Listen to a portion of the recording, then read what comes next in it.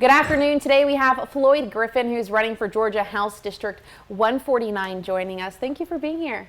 I'm super fantabulous. Glad to be with you today, I'm glad Monica. to have you here. Yeah. Now, I have a few questions. Starting off, what do you think is the biggest issue or challenge that needs to be addressed, and how do you plan on fixing that if you are elected?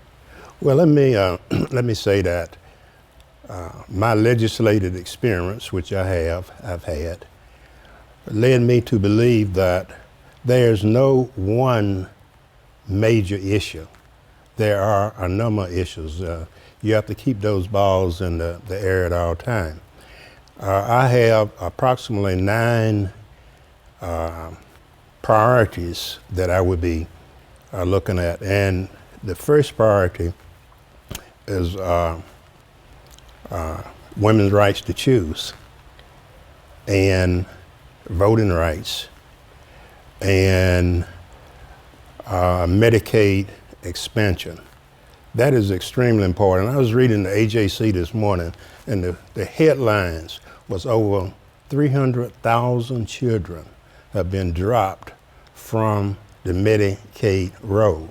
Now, can you believe that in the United States and in Georgia, we have young people, we have children that cannot get the health care that they need. And another priority is a national priority, but all politics is local, and that's democracy. I'm going to be paying very close attention to that, because if the democracy is moving in the direction that it's going now, all of my other priorities will be null and void. So I'm going to keep those glass balls juggling at different heights when I get in the legislature. And the old saying is that don't drop a glass ball. All right. Now, how has your background and experience prepared you for this role? Well, I have extensive experience in my background. I'm a retired Vietnam veteran, served in the military for 23 years, commanded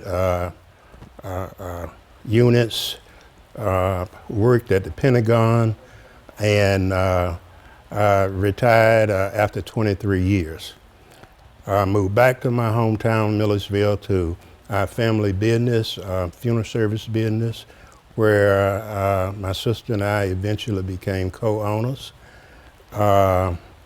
I was the first African-American senator of the 25th District, and the first African-American elected in a majority white legislated rural district.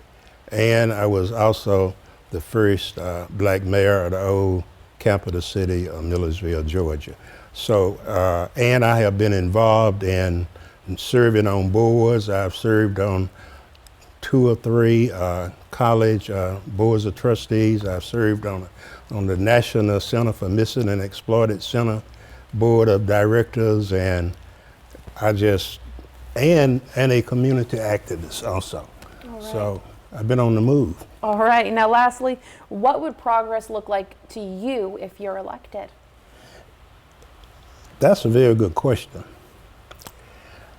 What progress would look like for me is getting